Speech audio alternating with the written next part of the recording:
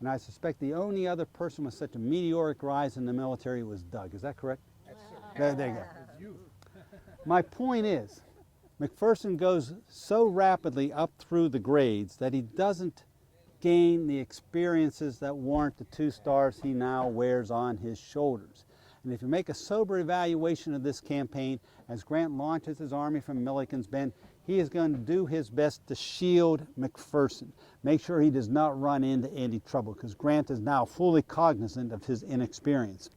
But now that he's in front of the Vicksburg fortifications, the young engineer can tap on his life's experience and his life's training as an engineering officer.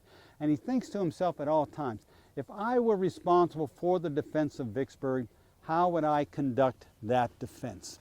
And immediately the Abbati comes to mind. For those of you not familiar with Abbati, it is a French term for obstruction. And down here in these ravines is the Abbati. Abbati is simply trees felled toward likely avenues of enemy approach. All those branches are intertwined. They are then stripped and sharpened, and an entanglement of telegraph wire strung in front of those fallen limbs. Abbati has 2 purposes. 1, disrupt approaching lines of infantry. Wherefore, if the Union Army, in its advance against the city of Vicksburg, advanced in the conventional format of that time period, with man touching man 2 ranks deep, all along their front they would encounter this obstruction of felled trees. If they tried to maintain that alignment, which was deemed essential for command and control of your troops, obviously many of these soldiers are going to trip over that entanglement of wire and impale themselves on these sharpened limbs. All battle order will be lost, and at best, Union soldiers will be able to filter through that obstruction singly and in small groups, and once on the other side of that obstruction, now in a clear field of fire, singly and in small groups, they would be easy targets for the Confederate riflemen posted behind the stout fortifications of Vicksburg. The other purpose of Abbati is to channel enemy forces into your kill zones, if you will.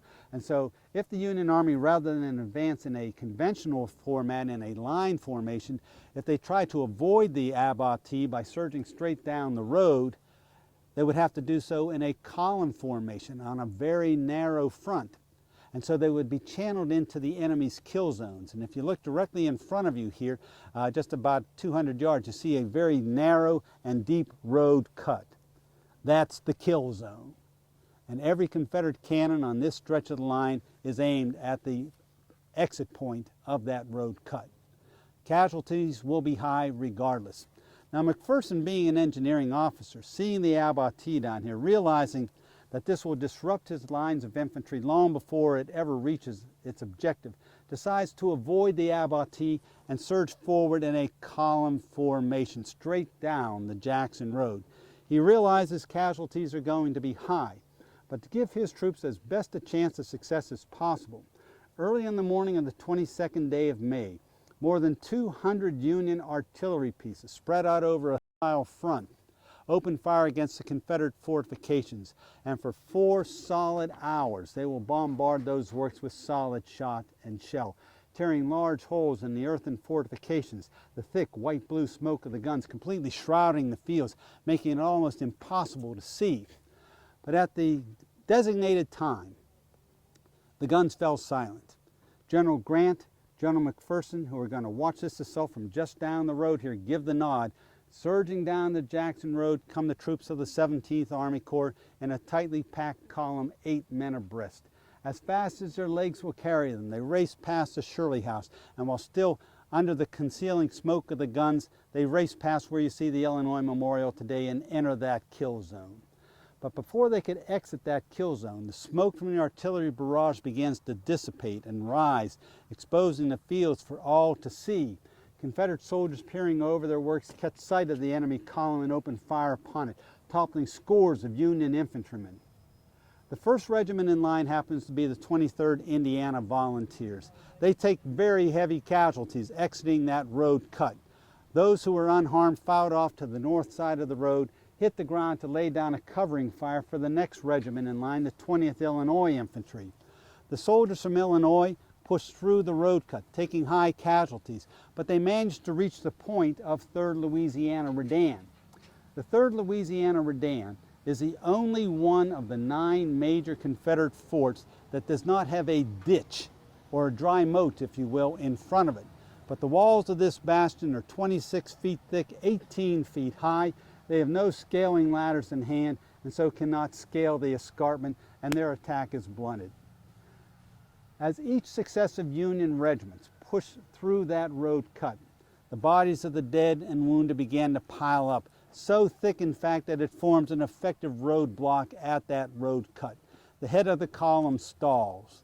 With the head of the column stalled, the rear of the column can go no farther, and it was quite apparent to Grant and McPherson that 15 minutes after this attack was launched that it has been checked, and it has been checked completely. But before Grant is willing to toss in the towel, admit failure in this assault and call his troops back, he wants to confer with his most trusted subordinate, General William T. Sherman. Sherman's forces are attacking along the Graveyard Road, approximately 1 mile off to your right. But before leaving this area, Grant scans the field with his binoculars in hand, but he can't get a clear view of what's happening because of the thick smoke of battle.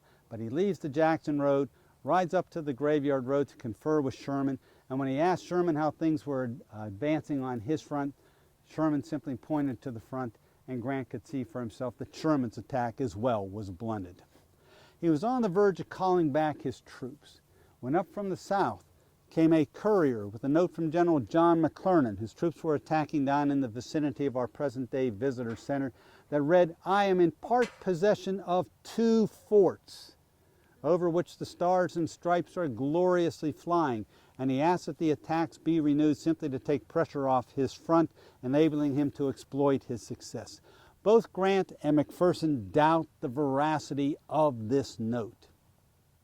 After all, Grant had scanned the field with his binoculars. He could not tell that there was any success being had. Although Grant could not see what was happening, an experienced combat officer, as was Grant, could tell by the sounds of firing emanating from the south that this note can't possibly be true. But as he could neither confirm nor refute McClernand's claims, he had no recourse but to order the assaults renewed.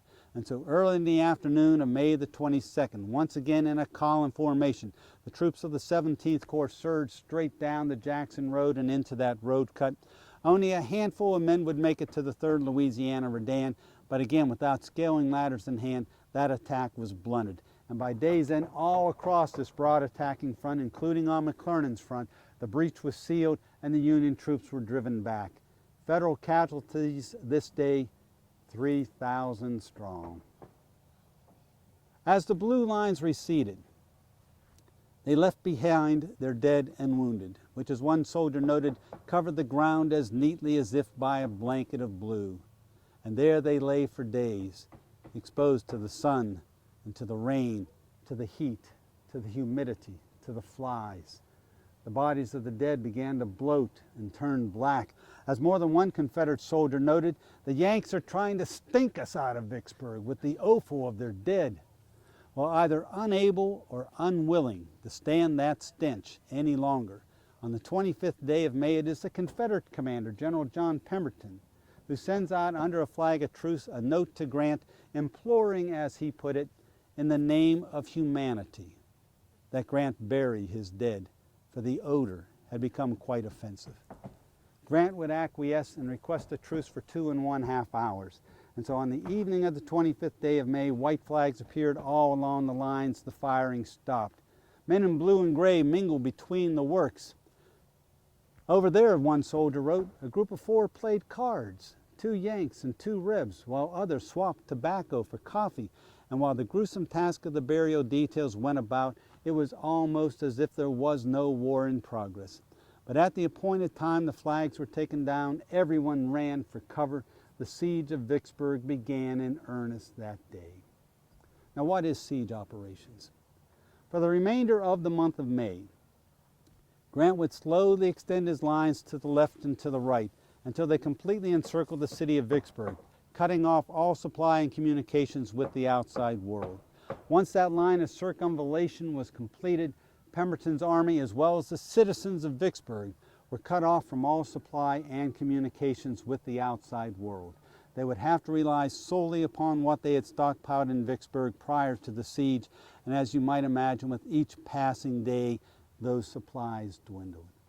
In order to conserve what food supplies were on hand, John Pemberton ordered the standard issue cut to 3/4 rations, then quickly to half, then to quarter. They were then cut again, and yet again, and yet again. By the end of June, this garrison is subsisting on a handful of peas and rice issued once a day per man.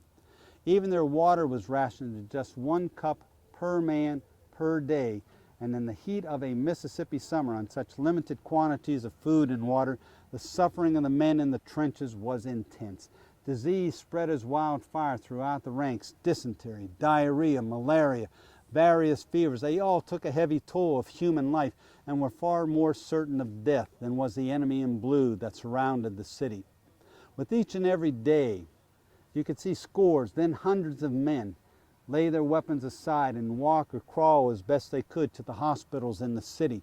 Every public building in this town was filled to capacity with the sick and dying of Pemberton's army. Many fine private residences were converted to hospitals, but even there was no succor, as medicines were in short supply.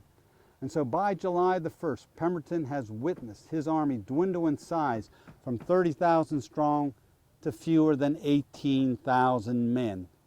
By July 1st, this line was spread dangerously thin, and as one Confederate soldier wrote, "Take a look about you.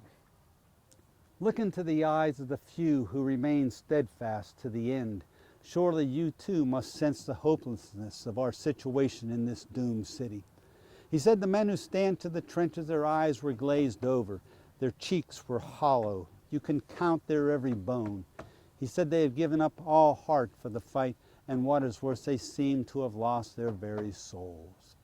Well, throughout the month of June, as the Confederate soldiers standing in defense of this city witnessed their rations being cut almost on a daily basis, they prayed for relief in the form of General Joseph Johnston and the so-called Army of Relief that all knew was assembling over in the Jackson-Canton area.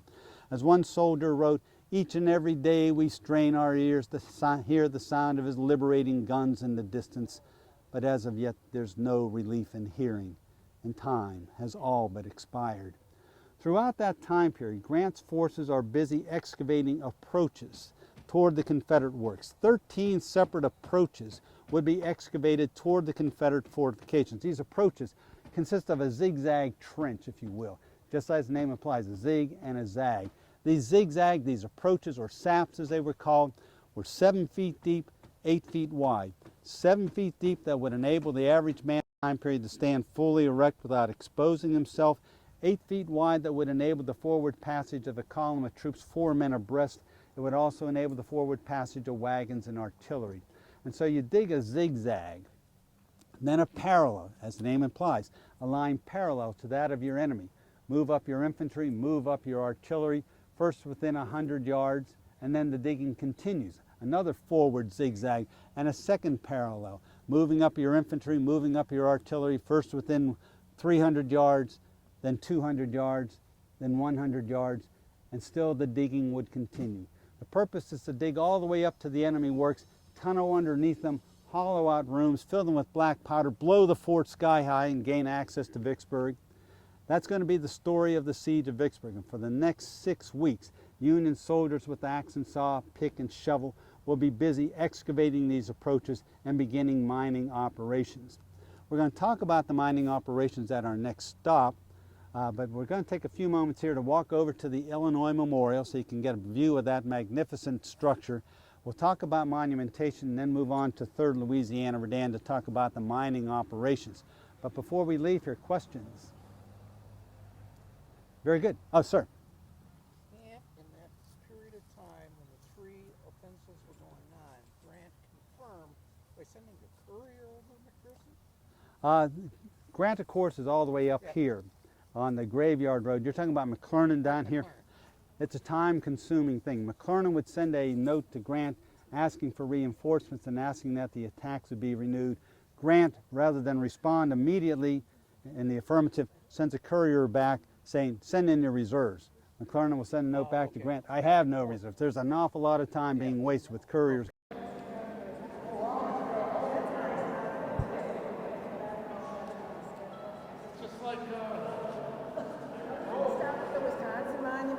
Oh, we can. We'll see how it comes in. We can. Okay, yeah, to get like a group picture, because that's that'd be pretty good. impressive. Illinois. It is. Wisconsin's is pretty. Folks, you are standing inside the Illinois Memorial. This is the largest and most impressive monument on the grounds of the national park today. Oh, I'm so sorry. There you go. Did it come off? You good to go? Again, this is the Illinois Memorial, the largest and most impressive monument on the grounds of the national park. It was dedicated back in 1906. On the bronze panels, you see lining the interior wall here, organized by unit and by company and alphabetized, are the names of all 36,325 soldiers from the state of Illinois who served in this campaign. Fully one half the Union Army that fought here at Vicksburg hailed from Illinois, as too did its Army Commander General Grant, as too did the Commander-in-Chief President Abraham Lincoln. Now, as this was such a significant Union victory, perhaps the most significant Union victory of the war, it's easy to understand why Illinois would be so quick to appropriate money for a monument here in Vicksburg. When the appropriation was made back in 1904, it was for $195,000. Let's put that in perspective. $195,000. Today, whether it be in Madison, Wisconsin, Springfield, Illinois, let alone Washington, D.C., that would be referred to as chump change, wouldn't it? But in 1904, when that appropriation was made, it represented 20% of the state's budget. So 20% of Illinois' budget went to build a monument in Mississippi. I think that speaks volumes of how significant the people of Illinois viewed the participation of its soldiers in this campaign. Etched in the marble and inlaid with gold leaf above you here are the names of your higher ranking officers from Illinois. These are your brigade commanders, division commanders, corps commanders such as John McClernand, and of course both the Army commander and the commander-in-chief, all from the state of Illinois. Now, every one of these names has an individual story to be told. Perhaps the most interesting is that of a common private over here under the heading of the 95th Infantry. As you gaze down the roster of the 95th Infantry here in Company G, you'll see the name of Albert Cashier. Now, what makes Albert of such great interest? Well, at the outbreak of the Civil War, you may recall that President Lincoln issued a call for 75,000 volunteers to suppress what he termed a rebellion in the southern states. 75,000 men. Now, 75,000 men is a lot of men. It may interest you to learn that the most number of troops George Washington ever had under his command were 17,000. The most that Winfield Scott ever had under his command during the Mexican War was 35,000. So here's President Lincoln doubling that number, 75,000 men. Surely that's going to be enough to win this war. Sadly, it wasn't.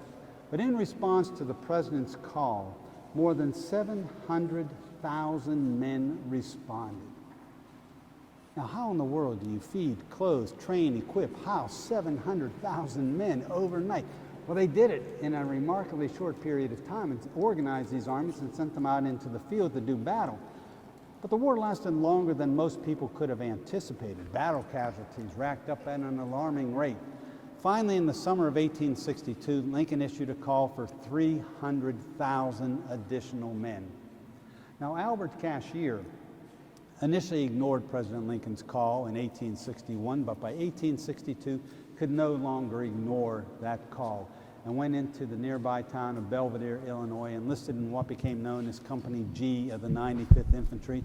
Albert enlisted for 3 years, or the duration of the war, whichever came first. And Albert fought not only here at Vicksburg, but in some of the other larger, bloodier, more significant actions of the Civil War in the Western Theater, compiled a very solid combat record, and at the end of hostilities was mustered out of service and went home. And here's where the story begins to get interesting. For the remainder of his very long life, Albert bounced from job to job to job.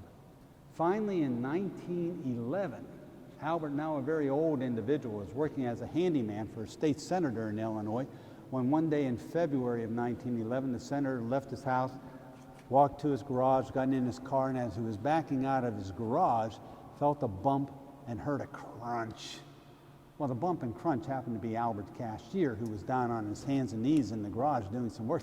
The senator just ran him over. Well, Albert was badly injured, as you might imagine. And so the senator placed the ailing vet in the back of his car, raced him to the nearest hospital, where doctors examining Albert realized that one of his legs was badly broken in 3 places, the most severe break being close to the hip bone, and they thought that it warranted further evaluation. Well, as they made a more detailed examination and assessment of the uppermost break in Albert's leg, they made a more startling discovery in the fact that Albert Cashier was actually a woman who had disguised herself as a man in 1862, served for 3 years in the Army of the United States, and remained in the disguise of a man until this freak accident in 1911 revealed her secret. Well, her real name was Jenny Hodges. She was an Irish immigrant. Exactly why she enlisted in Mr. Lincoln's army, she never did say, but I suspect it was for the whopping sum of $13 a month, which was the standard pay for a private during that time period. Well, Albert, or Jenny, whichever you wish to call her, was immediately institutionalized, where they even had the audacity to make her wear a dress for the first time in more than 50 years. But to the government's credit, to her dying day, she did receive a pension from the federal government for services rendered during the war. And if you go to Sonneman, Illinois today, where she is interred, you'll note on her grave 2 stones, one erected by the local citizenry with her birth-given name of Jenny Hodges, the other with her assumed name of Albert Cashier, erected by a grateful government. Let's continue on here, folks. Let's move out front, if we may. Sir. Before we go, okay? They couldn't fault you for any mistake. Oh, there you go. There you go.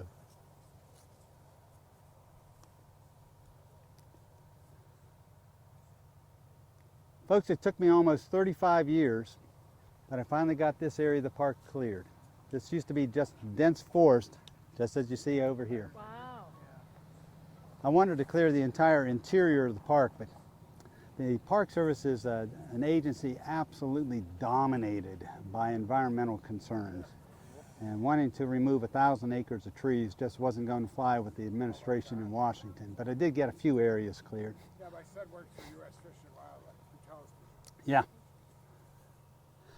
Folks, you recall that on the 25th day of May, a white flag of truce went out, by which Pemberton implored Grant to bury his dead. Well, that evening, Grant would send orders to his 3 subordinates to reduce Vicksburg by regular siege operations. And so the very next morning, approach operations would begin. During that truce, to remove the wounded and bury the dead, Captain Andy Hickenlooper, whose statue you see behind us here, chief engineer of the 17th Army Corps, had come out into what we would call today no man's land and made very careful notes as to the topography of the area. And that night went back to his tent and charted out where an approach operation could be successfully conducted. And sure enough, that evening he's ordered to commence those operations the next day. So starting on June the 26th, a 300-man fatigue party is placed at Hickenlooper's disposal, equipped with pick and shovel to excavate this sap. And you recall this sap is to be 8 feet deep, 7 feet wide. And as they zigzag back and forth, they are going to be working under the shelter of what's called a sap roller. Now, a sap roller during the Civil War normally consisted of a bundle of cane, roughly 5 feet in length, 10 feet in diameter, woven together and packed with dirt or cotton, anything that would stop a bullet. And men are pushing this sap roller by hand, and behind are the men with the picks and shovel tossing the dirt out to the side for lateral protection. But here in this area, some enterprising Union soldiers actually went down to the Southern Railroad of Mississippi, secured a railroad flat car, removed the metal wheels, put on wooden wheels, and piled 20 bales of cotton with headlogs loopholed for sharpshooters, and they used this as a sap roller. So it's a mobile firing platform that they are actually pushing by hand in front of the fatigue party, excavating the sap. How in the world do you stop such a device? If Confederate artillery opened fire upon it, it was quickly smothered by the far more numerous and heavier caliber guns of Battery de Galliard off to the side over here. Many balls were absolutely useless against the cotton bales. And so by late June, they see this cotton bale coming down from the advanced breaching battery, getting closer and closer each day. Well, some enterprising Confederates came up with an idea. The idea was to take strips of cloth, soak them in turpentine, wrap them around the base of the mini balls, and by using a reduced powder charge, fire directly into the cotton bales. So when the gun is discharged, the flame that engulfs the bullet lights the cotton, the cloth soaked in turpentine, and so you're pumping fire bullets, if you will, into these cotton bales. And within just a few moments, the cotton bales catch a fire, and the railroad car would be completely engulfed in flames and destroyed. So the fatigue party had to disperse until a more conventional sap roller was formed, and they continued on. By the 22nd day of June, they are right here where this blue tablet is. This is the point of 3rd Louisiana Redan. You recall that the walls of this redan are 26 feet thick, 18 feet high. There's no ditch in front of it. So once the Union fatigue party reaches where this tablet is, they begin sinking a gallery underground. And this gallery would extend for more than 40 feet. It would extend for more than 40 feet directly underneath the center of this bastion. This particular gallery, or tunnel if you will, measured only 3 feet by 4 feet. You can imagine working in such confined quarters with pick and shovel. Fortunately for Captain Hickenlooper, among the troops positioned along this stretch of the line were former lead miners from Illinois and Missouri. And so these lead miners were put to work excavating this gallery. The Confederates inside the fort, seeing the Union fatigue party disappear underground, knew exactly what they were up to. After all you had to do is place your ear to the ground and you can hear the Union soldiers digging directly beneath you. At times the sound of the pick, the sound of the shovel was maddening, for they were almost powerless to stop them. In an effort to try to keep tabs on where the Federals were, they bore holes within their own works. These holes would go down 10, 15 feet, and they filled them with sand. That way, if the miners clipped the bottom of that shaft, the sand would drain out and they know exactly where they were. Unfortunately for the Confederates, the gallery was much deeper underground, and so the sand-filled holes did no good. Almost as a last resort, the Confederates sank counter shafts of their own, straight down. These shafts went down 10, 15, 20 feet. At the bottom of these counter shafts, as they were called, by all accounts the air was stifling. It was almost impossible to breathe. But at the bottom of these counter shafts, the Confederates could actually hear Union soldiers digging opposite them. They could even make out their conversations. But sounds traveled differently below ground than they do here on the surface. And although the Confederates could hear the conversations, they could not tell from what direction or from what distance the sounds were coming. All they knew that on the 25th day of June, the digging opposite them stopped, which meant only one thing. The mine had been completed. And sure enough, on the 25th day of June, Grant is notified by his subordinates that the mine can be planted and detonated at any time he may select. Well, this was the moment that Grant had been working toward all these many weeks of siege. Not wishing to waste any additional time, he ordered the mine planted immediately.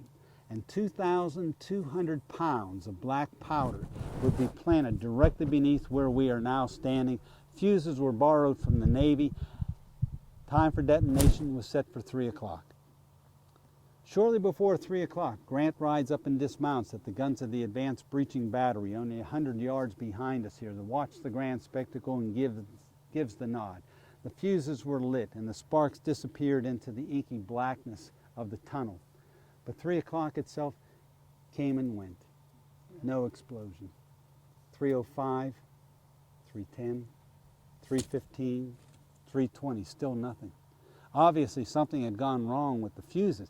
Now you can imagine the troops at the head of this assault column waiting for the attack order to be given, wondering when the volunteers were going to be sent in to find out what happened to the fuses. Well, they decided to give it a few more minutes. 3:25, 3:26, 3:27, still nothing. But suddenly at 3:28 in the afternoon, there came a muffled thud, then a loud explosion, and the dirt in this area began to break apart. And in a column of flame and dirt, you could actually see men and wagons, mules, artillery pieces blown skyward. The mine had gone off with a vengeance. Before the dust even settled, the troops of the 17th Corps in a tightly packed column, 4 men abreast, surged straight down the Jackson Road and into this crater, following to the left and to the right, trying to exploit the breach in the Confederate works. But the Confederates, realizing what was about to transpire on this stretch of the line, had massed their only available reserve in the deep ravine behind me here, and before the dust settled, they sent those reserves in. With the rebel yell ringing in the air and at the point of bayonet, the Confederates slammed into the Federals, who were able to contain their breakthrough and slowly, inexorably drive them back into this crater. The crater itself measured 15 feet deep, 30 feet across. There the battle raged in unabated fury for 26 hours as Grant sent in one fresh regiment after another, trying to punch his way through the Confederate works, all to no avail. As one soldier noted, the crater itself filled with the dead and wounded, men in blue and gray, until it was completely filled. Late the next day, Grant realized the great gamble had failed, and he called his troops back. Well, undaunted by failure here on the 25th day of June, Captain Hickenlooper ordered his men to excavate another gallery under what was left of this fort. Now, knowing what was about to transpire, the Confederates had pulled most of their troops back, and they had formed a berm, and here you see that berm at the base of this triangular-shaped fort. So here's the triangular-shaped fort. That berm is where my thumbs connect, and most of those troops have been pulled back behind this berm. This is going to be the objective of the resumed mining operation. So Captain Hickenlooper puts the lead miners back to work. They excavate another gallery under what was left of this fort, and by the first day of July, they are directly underneath where I'm now standing. Once again, the Confederates, in a desperate attempt to destroy the Union tunnel before a mine could be planted or detonated, once again sink counter shafts from within their own works. But not wishing to lose additional, irreplaceable white soldiers, 7 blacks under the command of a Confederate corporal were placed down in these counter shafts. And these blacks were down in those counter shafts on the afternoon of July 1st when a second mine was detonated. 6 of the blacks and the Confederate corporal were buried in the explosion. But one of the blacks, a slave named Abraham, was actually blown skyward and landed behind Union lines. Now you can imagine these guys under arms, waiting for the attack to commence, watching as this black man fell out of the sky behind him. Well, by all accounts, this poor man landed on his head, yet he was completely unscathed. Union soldiers quickly ran up to this man, dusted him off. One even had the audacity to ask him, "How high'd you go?" To which this man responded, "Don't rightly know, but think 3 miles. Well, this guy was an instant celebrity. He was actually taken back and introduced to General Grant, and for the few remaining days of the siege, some enterprising Union soldiers actually sequestered this man in a tent and charged 25 cents admission for curious soldiers just to gawk at the man who had been blown to freedom. Where was this? Right here. Oh, right here? Yes, ma'am. Where did he charge admission? Oh, right back over there. I thought Now, it was at the World's Fair. no, ma'am, not at the World's Fair, right here on the field of battle. Well, on July 1st, this mine explosion was not followed up by an infantry assault. Grant had learned his lesson previously. But on July the 1st, Grant was notified by his subordinates that given just a few more days of digging, 13 mines could be planted and detonated simultaneously. Well, this was the moment that Grant had been working toward all these many weeks of siege, and he was planning an attack scheduled to take place on July the 6th, when 3 days earlier, on July the 3rd, white flags appeared along the lines. Confederate General John Pemberton, knowing what was about to take place, wanted to get as favorable terms as possible, so on July the 3rd, he sends out a flag of truce asking for a meeting with Grant to discuss surrender of the city. The 2 generals would actually meet just off to my right over here in the shade of a stunted oak. As the 2 generals dismounted, Pemberton asked Grant on what terms he would receive the surrender of the city and garrison under his command, to which Grant replied he had no terms, other than an immediate and unconditional surrender of the city. Well, these terms were unacceptable to Pemberton, who thought that the valiant defenders of Vicksburg deserved far more chivalrous terms, and so he very angrily shook his finger in Grant's face and said, "I can assure you then, General, you'll bury many more of your men before you ever enter into the city of Vicksburg." And he tried to convince Grant that he still had a sizable quantity of munitions and supplies on hand to last indefinitely. But Grant knew much better.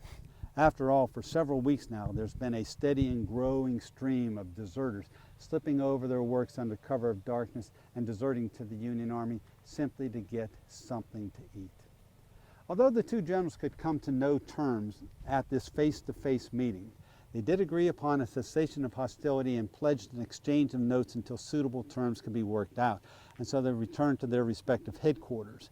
Grant immediately rode back to his headquarters and opened up by wigwag communications with Admiral Porter in the river, asking if he had enough vessels at his command to transfer the garrison of Vicksburg and its mountains of war materials northward.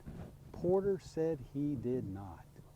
Besides, he told Grant, your army could be put to better and more immediate use than guarding prisoners of war, and so it was the admiral who recommended to the general that the garrison be paroled instead. Now, what is a parole? We talked briefly about it earlier. Rather than transfer these men northward to prison, Grant offered them parole. A parole was simply a document. You're making an oath, if you will. By signing this parole, you are promising not to take up arms against the federal government until exchanged. You see, during the course of the Civil War, both sides captured large numbers of enemy soldiers, and in the early days of the war, taking care of prisoners of war was quite taxing for the administrations both in Washington and Richmond. Consequently, they entered into an accord known as the Dix Hill Cartel that outlined prisoner exchange, and it called for an equal exchange of prisoners, man for man, rank for rank. There was also a ratio where a general officer was the equivalent of 60 privates. And I can assure you there were an awful lot of privates who were insulted at that exchange ratio. But by signing this pledge, you're making an oath not to take up arms against the federal government. So by signing this pledge, rather than be transferred northward to prison, the garrison would be simply moved from Vicksburg to an exchange camp. And there were two exchange camps established to house the Vicksburg garrison, one in Demopolis, Alabama, the other in Enterprise, Mississippi. And so once the garrison signed their paroles, they were marched out of Vicksburg under the control of their own officers who retained their sidearms. The men, of course, had to yield up their weapons, but they were marched overland to these parole camps where they remained until notified that an equal number of Union soldiers, man for man, rank for rank, had either been released from their paroles or released from Confederate prison. Once that was consummated, you were declared exchanged, and you can return to the battlefield. Well, Grant saw the wisdom in this proposal, and so he offered Pemberton terms of parole. And so on the early morning hours of July 4th, Grant sent in his final amended terms. Pemberton realized that these were the best terms that could be had and agreed to surrender the city. And so at 10 o'clock in the morning on July 4th, white flags appeared all along the lines, and the Confederate soldiers who had stood so defiant in these defenses for so long marched out of their work, stacked their arms, furled their flags, turned over their accoutrements, and a victorious Union army marched in and took possession of the fortress city of Vicksburg. Grant himself would ride in along this very road below you here, the Jackson Road. He would ride down to the Warren County Courthouse, which still stands, by the way, watched as the stars and bars of the Confederacy were lowered to be replaced by the stars and stripes symbolic of Union victory. He then rode down to the city's waterfront to personally thank and congratulate Admiral David Porter on their joint victory. And Grant would be the first to admit he could never have taken Vicksburg without the Navy's assistance. Almost as an afterthought, he sent a note to President Abraham Lincoln informing the Commander-in-Chief that Vicksburg has fallen. May it interest you to learn that the nearest telegraph with communications to Washington was all the way back upriver in Cairo, Illinois. And so a fast steamer had to be dispatched upriver to Cairo. The message clicked over the keys to Washington. Obviously, it took several days to do that. And in the interim, the Great Battle of Gettysburg was fought on July 1st, 2nd, and 3rd. And the only remaining Confederate bastion on the Mississippi River, Port Hudson, Louisiana, fell to Union General Nathaniel Banks. And so in very short order, President Lincoln received three pieces of glorious news: victory at Gettysburg, victory at Port Hudson, victory at Vicksburg. And he would simply sigh, thank God. the father of waters, again flows unvexed to the sea. Unlike at Gettysburg, Vicksburg results in a strategic goal. That strategic goal is gaining control of the Mississippi River and severing the Confederacy in two. Thus, the importance of Vicksburg far outweighs the importance of the results of the Battle of Gettysburg. But now that the river is in Union hands, the Southern Confederacy was divided in two. Caught in the coils of that giant anaconda, the South could not long survive. And although the war itself would last for another 18 months and tens of thousands of American soldiers in Union blue and Confederate gray would die on the fields of battle, as of July of 1863, it was pretty clear to all concerned that the Union would be preserved. Let's continue on, folks. We've got a lot more to see. One more thing, quick. Question. What did they do with those 13 tunnels? 13 tunnels. Over time, those tunnels were filled in by agricultural pursuits or collapsed. So there are no remnants of any of those tunnels or craters of mines. Okay. None whatsoever. And which direction? Always. Did General Grant give Pemberton provisions like he did at Appomattox? Yes, they did. Okay. Yep. Folks, this is how we are oriented.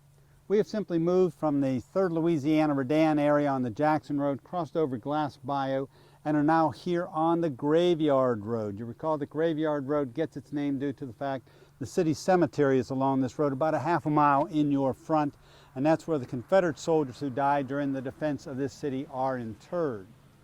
The Stockade Redan will guard the Graveyard Road entry point into the city. You recall that a Redan is a triangular-shaped fortification, apex facing the enemy. As you look across the way, you'll see the classic triangular-shaped walls of the Stockade Redan. It's known as the Stockade Redan because there was a stockade of poplar logs stretched across the road to close that avenue of ingress and egress. As this is a salient, a 90-degree angle in the line, it can be assaulted from various directions. Consequently, the stockade is going to need some supporting fortifications. And as you look to your right of the stockade, you'll see those 3 white stones in close order.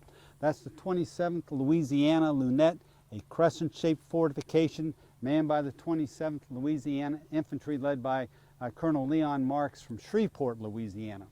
Off to your left of it, although you can't see it due to the dense foliage, where the Missouri Monument now stands, is Green's Redoubt, on some maps Green's Redan.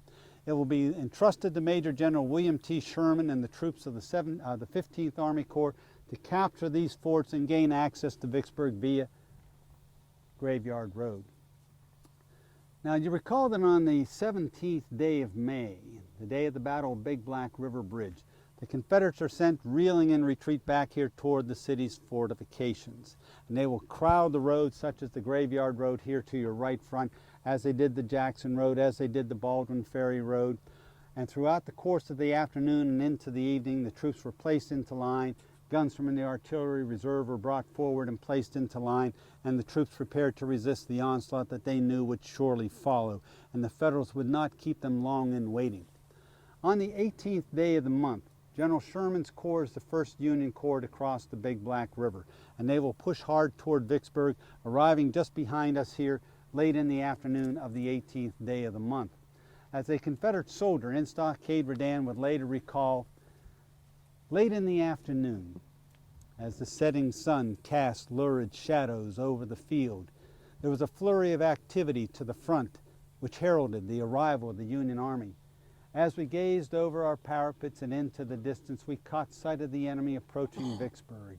His column extended as far as the eyes could see. Their battle flags blew in the breeze above them. Their bayonets glistened in the sunlight, and onward they came, a magnificent host indeed. Well, the magnificent host of which he wrote were the troops of the 15th Army Corps led by General William T. Sherman. Late on the afternoon of the 18th, Sherman would send forward his artillery, which would be deployed astride the road at this location and open fire upon the Confederate fortifications. He would also send forward his skirmishers and reconnoiter, but the day itself would wear away with nothing more than a long-range artillery duel.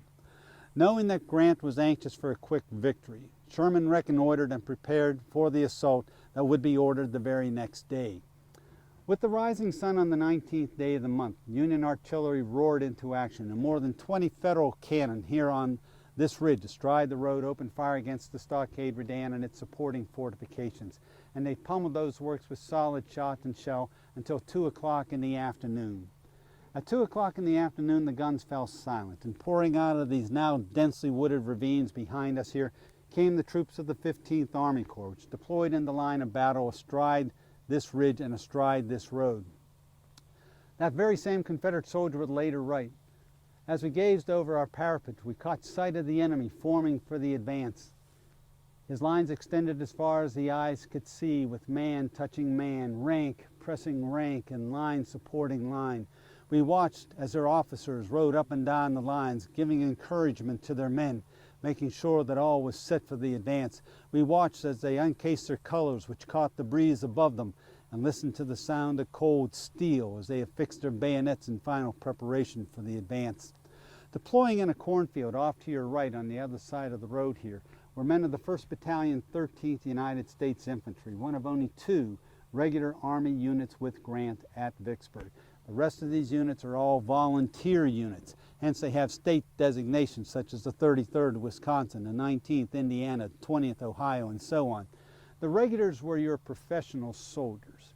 They were noted for their discipline, their esprit de corps, their battle activity, and the paucity of their numbers here at Vicksburg reflected their casualties on previous fields of battle. But the men of the 1st Battalion, 13th U.S. Infantry were led by the gallant Captain Edward Washington of Pennsylvania, grandnephew of George Washington himself, West Point grad. As the troops were lining up, all eyes of the volunteers turned to the regulars to see how they would perform.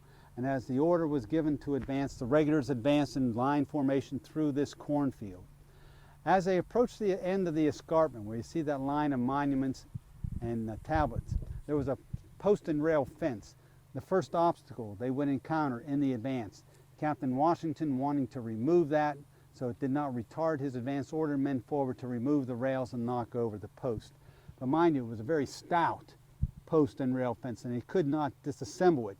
Consequently, as the line approached that fence line, they came to a grinding halt, and the Confederates seized on that opportunity, rose in mass, and let loose a withering volley of musketry, toppling scores of the regulars.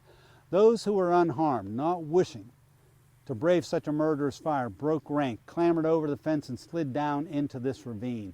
And down in these ravines on either side of the graveyard road was the obstruction of felled trees at Abbati that we had talked about previously. Trees toppled toward likely avenues of enemy advance.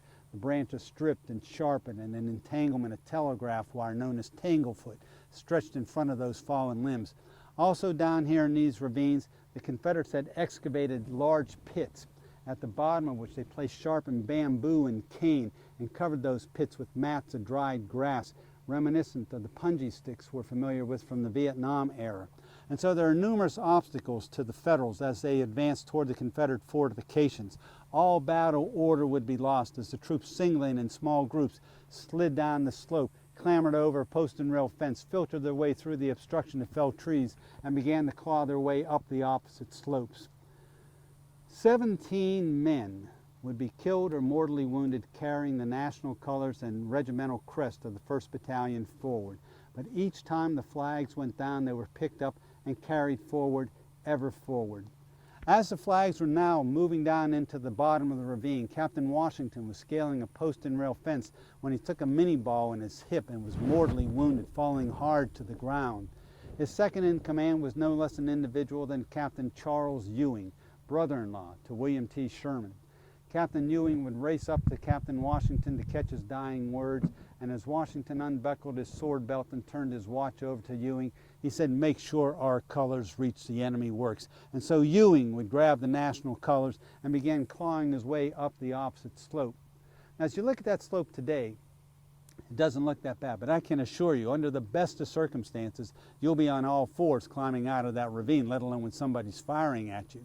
While as Ewing is carrying the colors forward ahead of his men, he is winded by the climb. And where you see that large rectangular blue tablet on the north side of Stockade Redan, there was a tree stump there during the battle, and he sat down on that tree stump, hoisted the flag high above his head to inspire his troops onward when his thumb was shot off. Without his opposing digit, the flag toppled to the ground once again, and a private picked it up, jumped into the ditches fronting the stockade redan, stabbed the colors into the ground on the north face of that fortification. They were the first Union colors to reach the parapets of Vicksburg. There they would be joined by the regimental crest, but only a handful of the regulars managed to reach the ditches. Truly not enough to attempt to go over the top and gain control of the fort. Elsewhere along this firing line, the troops were pinned down by a murderous fire of musketry and artillery, well short of their objective. Where you see this line of cannon and monuments off to your left front, several Union regiments were pinned down in that location, including the troops of the 55th Illinois Volunteers, commanded by Colonel Oscar Malmberg. Now, Malmberg was a Swedish immigrant who spoke broken English with a very harsh Swedish accent. Late on the afternoon of the 19th day of May, he saw his regiment's supply of ammunition dwindle until it was almost completely gone. Here he's presented with a very perplexing problem. He doesn't want to withdraw his command to replenish their ammunition for fear that his withdrawal will cause a massive retrograde of the entire attacking line. But at the same time, he doesn't want to order anyone to brave such a murderous fire to run to the rear and call up a fresh supply of ammunition. So he called for volunteers, and 4 men, including a young musician by the name of Orion Howe, volunteered for that hazardous assignment, and those 4 men raced down the graveyard road just as fast as their legs would carry them. 3 of the 4 men were killed outright. Orion Howe, the only survivor, took a mini ball in the back of his leg and was toppled hard to the ground, badly wounded. Well, undaunted by this wound, the young musician picked himself up, dusted himself off, and continued hobbling down the road. And when you see that cannon on the high ground in the distance off to your right rear, he saw a familiar figure standing there with binoculars in hand, no less an individual than William T. Sherman, the Corps commander. Howe hobbled up to Sherman, saluted smartly, and began to recount the situation of the troops out here on the firing line. Well, Sherman, gazing down at this young lad, could tell by the ashen complexion on his face, the blood streaming down the back of his leg, that he was badly wounded. Yet he listened intently to Howe's report, and when the young musician finished his report, Sherman ordered him to the rear in hospitalization. He said, "I will see to it personally, young man, that a fresh supply of munitions are carried forward." Well, as Howe continued hobbling to the rear, he suddenly wheeled about and yelled, "54 caliber!" meaning the size of munitions needed at the front. So 54 caliber munitions were gathered. Volunteers from the 11th Iowa Infantry raced the munitions forward under a murderous fire and began to distribute the precious cartridges out on the firing line. But as they did so, they came to the realization it was the wrong size. It was of no use whatsoever. But be that as it may, the attack would have failed anyway, and it should not detract from the bravery of this young musician, nor did it. In the days following the siege, Sherman, recounting the incident, thought that the young boy deserved recognition, and so he put him in for a medal. And in time, a medal was authorized, no less than the Medal of Honor. Although the medal was not approved until 1896, on the day he performed the service for which he was awarded our nation's highest honor, Orion Howe was only 14 years of age. And so he is the youngest recipient of the Medal of Honor for action here at Vicksburg. 181 Medals of Honor were awarded for action at Vicksburg, 6 Navy Medals of Honor. Howe is the youngest recipient of them all. But he's not the youngest overall. It may interest you to learn that during the Civil War, 2 12-year-old boys were awarded the Medal of Honor. And to this date, those 2 12-year-olds remain the youngest recipient of our nation's highest award. The attack on the 19th failed. Why? It's down here in these ravines, the Abbati, the pits covered with mats of dried grass. It destroyed the impetus of the attack long before it ever reached its objective. The attack failed, and as the men of the 1st Battalion fell back under cover of darkness, they did save both their national and regimental colors. The national colors alone had been pierced by 56 bullets. 3 bullets and a piece of canister were embedded in the flagstaff, attesting to Sergeant Gardner's claim that men never stood a hotter fire, but it came at a very high price. The very next day, as Sherman was reconnoitering and making an inspection of the troops, he came to the survivors of the 1st Battalion and with tears streaming down his cheeks, he said, "My God, is that all that's left of the 13th Infantry?" Sadly enough, it was. They lost 46% of their men, advancing their colors only 400 yards. Now, Sherman had been the very first commander of the 13th United States Infantry. Colonel William T. Sherman was appointed to that command in 1861, and so from that day forward they have been referred to as Sherman's Own. And Sherman would see to it that his own were duly recognized for their action here at Vicksburg. And so in the aftermath of the siege, as the battle honors were being awarded, he saw to it that the men of the 1st Battalion, 13th U.S. Infantry were ordered to inscribe on their battle flag not just the honor Vicksburg, but specifically 1st at Vicksburg, for being the first unit to reach the enemy fortifications. Well, so proud were the officers and men of that singular honor that they adopted it as their unit motto. And if you ever run into a member of the 13th U.S. Infantry, currently stationed at Camp Jackson in Columbia, South Carolina, you will proudly see emblazoned on their shoulder patches the inscription, "1st at Vicksburg." Well, the attack failed, primarily due to the Abbati. Sherman realized that in the attack on May the 22nd, that Abbati must be avoided at all costs if the attack is to succeed.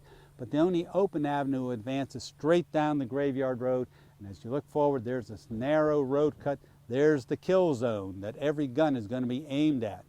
Thanks to the men of the 1st Battalion who managed to reach the ditches fronting this fort, Sherman is aware of the fact that that ditch is 12 feet wide, 8 feet deep. It is the last obstacle that has to be overcome if the attack is to succeed. But how do you overcome such an obstacle in the presence of the enemy? Well, Sherman devises a plan. He calls for his troops to form fascines. Fascines are simply bundles of cane tied together. And down here in these creek bottoms, cane grows readily abundant. So the idea is to form these bundles of cane, get planks and scaling ladders. And so volunteers carrying these bridging materials, if you will, ahead of the infantry can race down the road, reach the ditch, throw down their bundles of cane, filling up a portion of the ditch that could quickly be planked over, scaling ladders thrown against the wall, and the infantry in its advance could race down the road, over the planks, up the ladders, over the top, capture the forts, and gain access to Vicksburg. Sounds pretty simple, doesn't it? We mentioned that these trees were not here in 1863. There's even less cut lumber to be had anywhere in this region. Where is Sherman going to get the materials for the planks and the scaling ladders? Well, as he reconnoitered around the night prior to the assault, about a mile to the rear, he spotted a wooden frame building. And so he called for volunteers and sent them down under cover of darkness to dismantle that building and use those materials for the planks and the scaling ladders. Now, how many of you have served in the armed forces? A couple. What's the very first thing you learn in the military? Follow orders. Nah, that's not the first thing you learn. Don't volunteer for anything. No matter how simple it sounds, you're going to be burned, aren't you? That's correct. Well, what Sherman failed to tell these volunteers was that the house was occupied, not by disloyal citizens, but by no less an individual than Major General Ulysses S. Grant, the Army commander. Sherman didn't have the courage to ask Grant to vacate his plush accommodation, so he sends these volunteers down to do this dirty work for him. Now, you would think, once they get to this house, that the sentries in front of the building would have told them that somebody of importance is in there. But these guys get down there, they start throwing rocks through the windows, ripping boards off the exterior wall, and Grant and his young son Fred were inside at that point in time, sound asleep.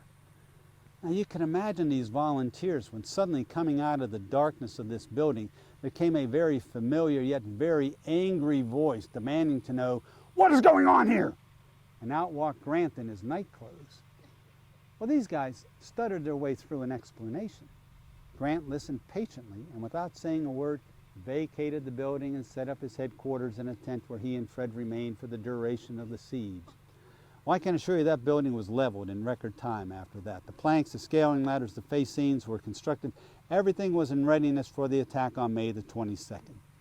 Well, early in the morning of the 22nd day of May, more than 200 Union cannon, positioned over a 3-mile front, opened fire against the Confederate fortifications, and for hours they bombarded these works with solid shot and shell. Again, the thick white smoke of the guns completely shrouding the fields. Well, at 10 o'clock, the prearranged time for the assault to begin, the guns fell silent, and surging down the road came 150 volunteers carrying these planks, scaling ladders, and fascines. They were dubbed the Forlorn Hope. If that gives you any idea of their chances of success. But as they entered this road cut in, were shocked when there were no troops in sight. There was a breakdown in communications. The order was never relayed to the troops to follow the volunteers. By this time, all the concealing smoke of the guns has risen. The fields are exposed for all to see. Sherman was livid. But as the attack was expected, it would be made, with or without the benefit of the concealing smoke.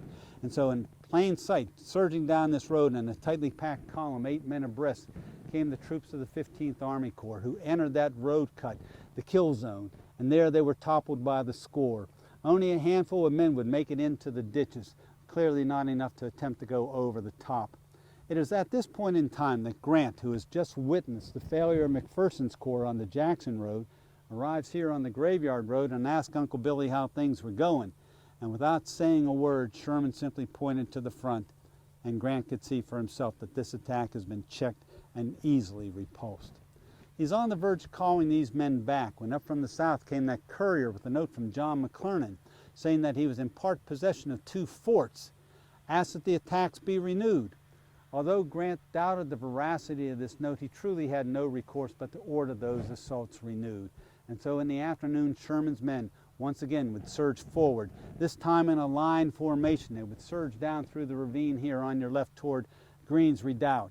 Although they planted flags on the exterior slope, they would be checked and hurled back.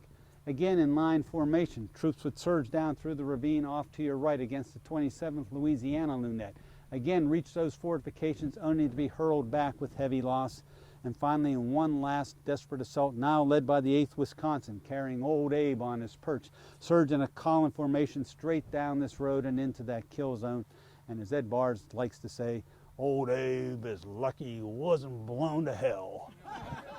Well, the attack would be repulsed, and all along the front here, the Union soldiers are hurled back, this time with the loss of 3,000 additional soldiers.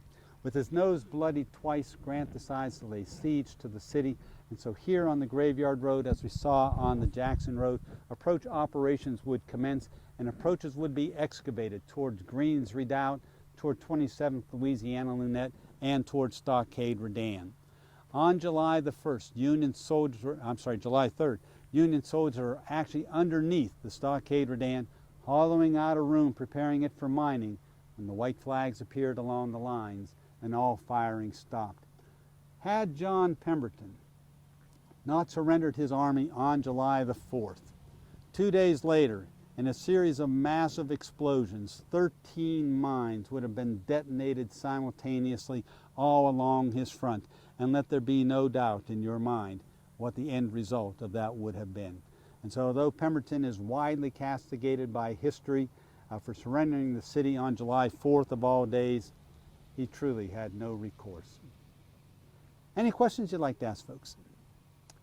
If we have time, I'm going to race you by the gunboat Cairo before they kick us out of the park, and then I hope to take you into town and show you Pemberton's headquarters, which isn't part of the tour route, and talk about the final days of